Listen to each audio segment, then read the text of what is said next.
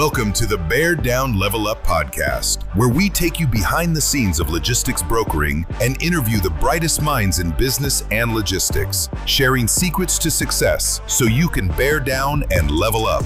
Let's go. Hi, I'm Desmond Clark, here with Louis Santana and Corey Davis, host of Bear Down Level Up podcast, where we spotlight visionary leaders transforming their organizations to help you transform yours.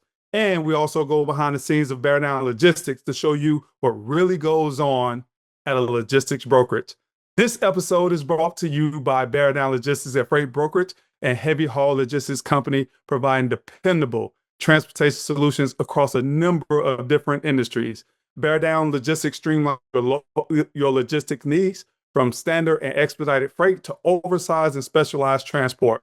Backed by 30-year combined experience, we provide licensed, bonded, insured service, on-time delivery, and 24/7 tracking.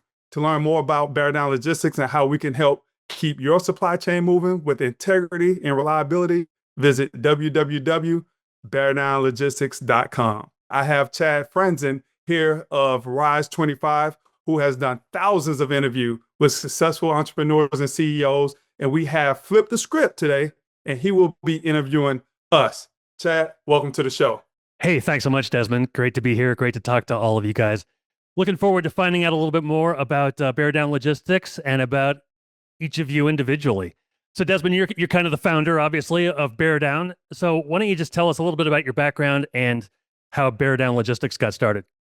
Well, most people know me from playing 12 years in the NFL, Chicago Bears, 8 years, played 3 years out in Denver and 1 year in Miami.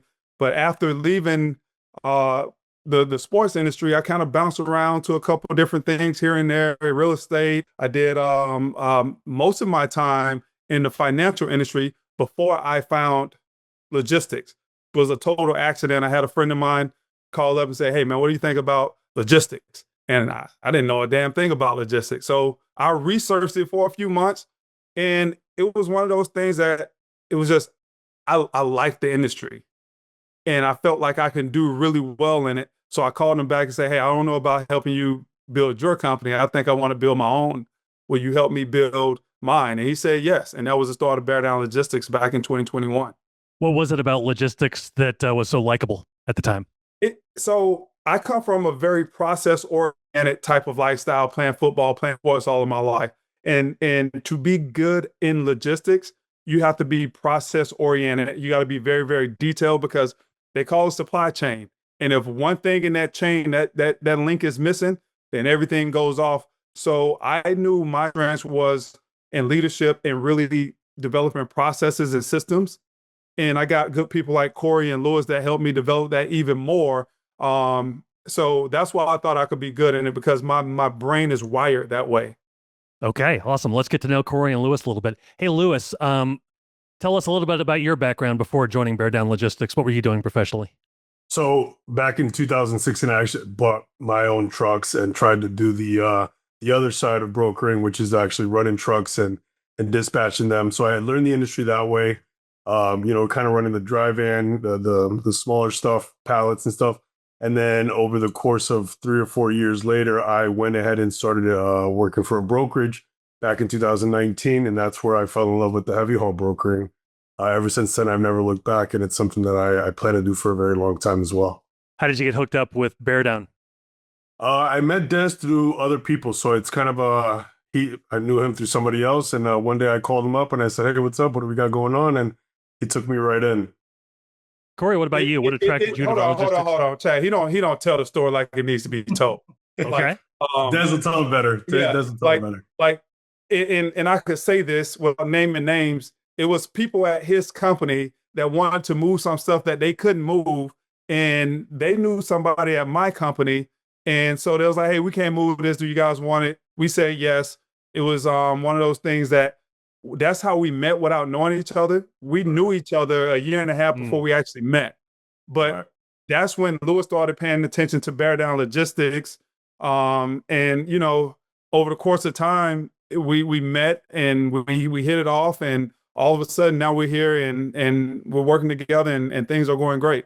Okay. Love it. Corey, what about you? What attracted you to the logistics industry, and how did you end up joining Bear Down Logistics? What attracted me was I had a friend from college that was doing it and really successful right around the pandemic age, which was kind of the cold rush of logistics. Being in sales for 15, 20 years, I dipped my toes in it, ended up working at a brokerage. How I found Desmond was Desmond actually messaged me on LinkedIn. Uh, we were local, both in Orlando. I saw it. I didn't really think anything of it, but I was always taught to take the meeting. I was looking for a little bit more of a independent format where I could work maybe from home and kind of prosper my own type of business per se. But yeah, we took that meeting, went to a coffee shop. I held him down for 2 hours to talk to him. I'm sure he was trying to get out of there, but it went really well. And then ever since, pretty much been at Bear Down Logistics. Sounds good. Desmond, when you started the company, or even now in your role as founder and president, what would you say is a problem in the logistics or transportation space that you are continuously trying to solve? Integrity, trust. We've built Bear Down on those two things: integrity and trust. There's so much that goes on from just even trying to attempt to get business to actually delivering loads. This industry is terrible with the double brokering, and you say you do one thing and then you come back and try to raise up prices and stick in different things here with that wasn't disclosed. It's a lot of that goes on, and quite honestly, we've been able to build our clientele because we really do what we say, and when we can't do it, which is very, very minimal times, we go back and we own it. We say, hey, we thought we was going to be able to get it up by 8 o'clock. Maybe something happened that's out of our control. Most of the times, that's what it is. We go back and we own it, and people, they respect that, right? These two guys right here, I don't have to worry about things being done the right way, but stuff happens, right? And when it does happen, we own up to it. And I think a lot of our customers, they respect the fact that we'll do that. So we keep getting referred to more and more people just because of that integrity and that trust and being hell bent on doing things the right way. Could you tell that was something that would differentiate you pretty early on in your logistics career? Absolutely. When I started to research this industry, that's all I kept hearing about is there's no trust between brokers and carriers and customers and brokers, blah, blah, blah, blah, blah. And I said, okay, if somebody could come in and do this thing right and build that kind of circle of trust with everybody, right? And make everything a win-win situation. I mean, and these two guys can tell you there's not even a whole lot of trust a lot of times between the brokerage company and the brokers. So if you can come in and do things the right way and over time, build that energy and that trust, people gravitate to that. So, but that's what I kept hearing when I was researching this industry. I say, okay, if I could come in and do it the right way, it may not be an instantaneous thing, but eventually it'll catch on and it'll start to grow like wildfire, which it is right now. Okay, very nice. Hey, Louis, you're vice president. What does your kind of day-to-day look like? Well, as of right now, it's really building more systems and processes, right? And building up the teams. Like Des said earlier, we're really focused on the process orientation of the business and attention to detail. So with that, we're starting to scope the process and the systems that we have in place to build our business off of that, right? So in essential, we have pretty big clients right now that we're working with, and I can't be a part of every single detail to that. So building systems and processes for people under us or that work alongside with us, better said, is what I'm focused on right now. Sure. So Corey, you are the logistics coordinator, as far as I know. That sounds like an important role with a logistics company. What does your day-to-day look like? Yeah, it starts from right in the morning of either tracking drivers, seeing where they're at, making sure that they are going to arrive on time, to booking drivers days out in advance, weeks out in advance, pretty much it's a nonstop ordeal from about 8 to 5, and it can even go longer. It can go into the weekend. There's plenty of days where I'm working on a Saturday to make sure there's a driver that's on standby or checking in somewhere at 9 p.m. at night. At a convention center or somewhere around the world. But our day to day, it doesn't really change too much. We do have a system. We do have a schedule that we go by to make sure that we are doing the right things. We have the right process, essentially. Desmond, you have been with Bear Down Logistics obviously during its entire lifespan. What have been maybe a big challenge that you had to overcome in getting to where you are today? And I give Corey credit for this. One of the biggest challenges I had to overcome is understanding what type of business I wanted to have, right? So I got started in May of 2022. I had some W-2 employees. By the end of the year, we were doing really, really well. And Corey came in at the beginning of 2023, and Corey was my first broker agent. And so what I noticed over the course of that first trimester of the year is that Corey was the only one that was profitable. Everybody else was costing me money. And if I didn't make changes soon, there was not going to be a company to call a company. So I looked at Corey and I said, okay, that's the model. I want to have a broker agent model because he is the only one that's profitable. So we got rid of everybody. It was me, Corey, and one support staff, Josh. It was just three of us. And we started the company all the way over from scratch in the summer of 2023. It was maybe closer to the fall. And that's when we started rebuilding everything at that point. But just I had to step back and look at Corey and say, he's a successful one. Let me duplicate that. And that was like the one of the hardest things that I had to do was let people go. But if I don't protect the company, then everybody loses. Sure. Corey, can you kind of elaborate on that? What was your thought process at the time when Desmond was asking you about that? Yeah, I mean, he was asking me questions, and I kind of saw the writing on the wall as well, and it's a better model. It's definitely a better model when you're paying out of pocket, and this kind of goes back to what Desmond said, kind of in the beginning, the transparency. You have these people, oh, I have 2 years of experience. I've been doing this and that. They come in, they don't know what the heck they're doing. You start to see like, oh, this is not going to be good. This is a professional job. We're not here to babysit. We're not, this is not an hourly job, so to speak. You have to grind. There's a lot of work involved, and it's built on relationships. But yeah, the broker agent model, that was the way to go. There was a lot of growing pains on transitioning to that. Yeah. With that being said, but where we're at now from where we went, we're in a really good spot right now. And I'm happy to see it, blossom and get more people involved as agents. Louis, what would you say maybe differentiates Bear Down Logistics from maybe other people in the other companies in the industry or other places you've worked? What would you say is the separation point? Well, I'll just tell you my perspective of where I was at before and where I'm at now, which is a huge difference. We will fly out and meet our clients just to shake a hand. Okay. We'll fly out just to see a load get loaded. We are relationship based. We know that without us or without drivers, we're nothing. We know that without clients, we're nothing. So we don't just make our clients a priority. We make our drivers relationship our priority as well. The least we post on the load boards, and everybody's in a brokerage knows the load board is where you get your drivers.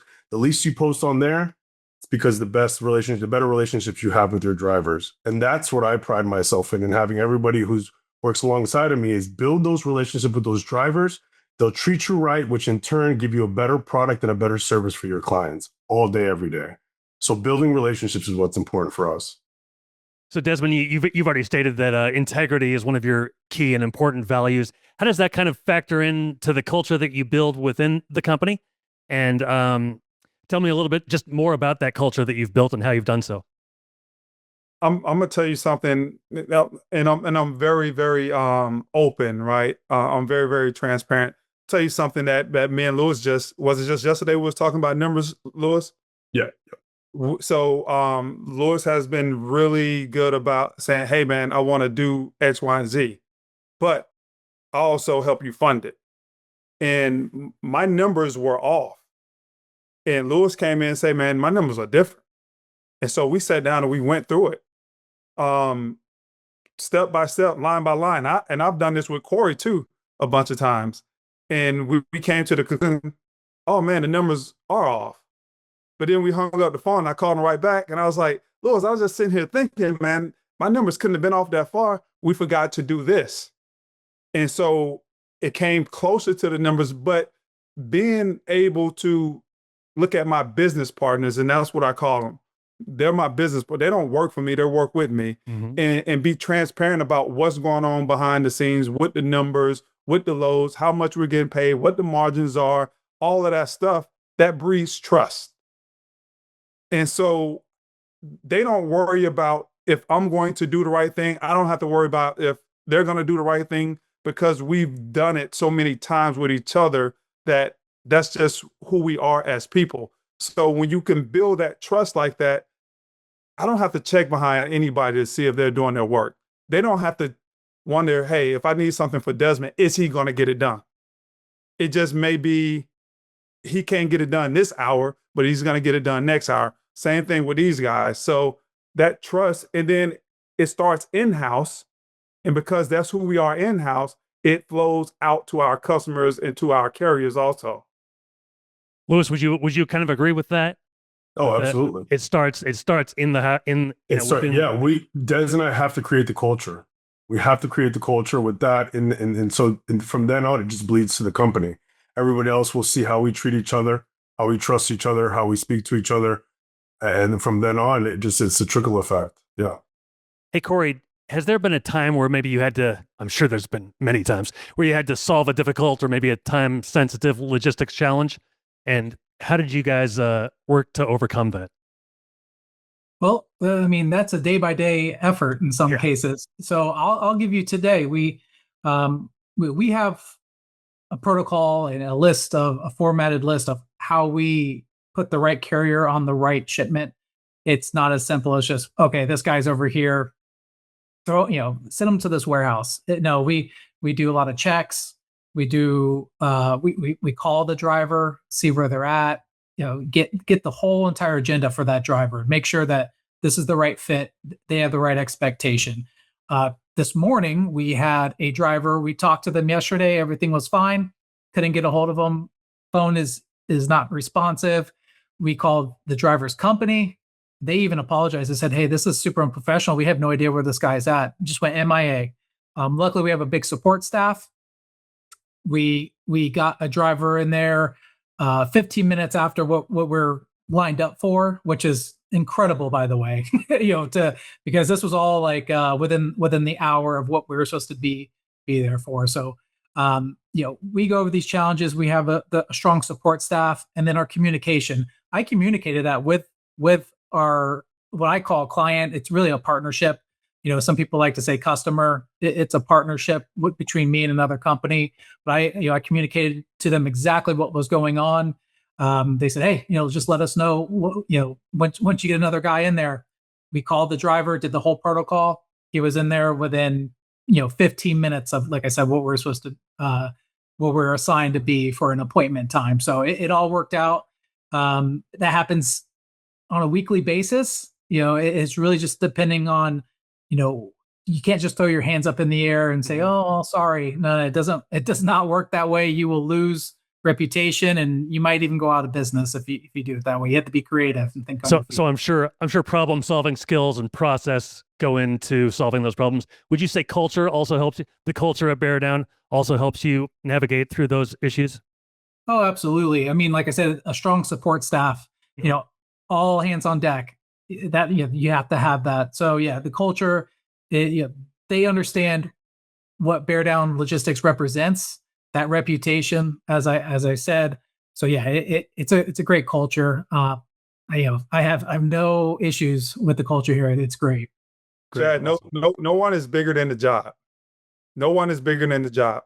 If Corey is on vacation, Corey let everybody on staff know, hey, I'm gonna go on vacation.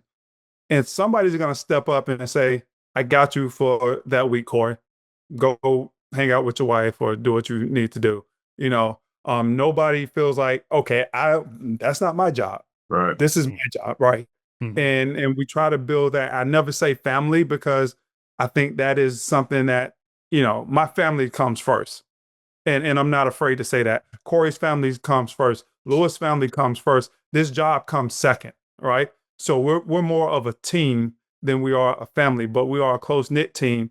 And if it takes somebody else to come in and play a different role for that day, everybody's willing to play that role.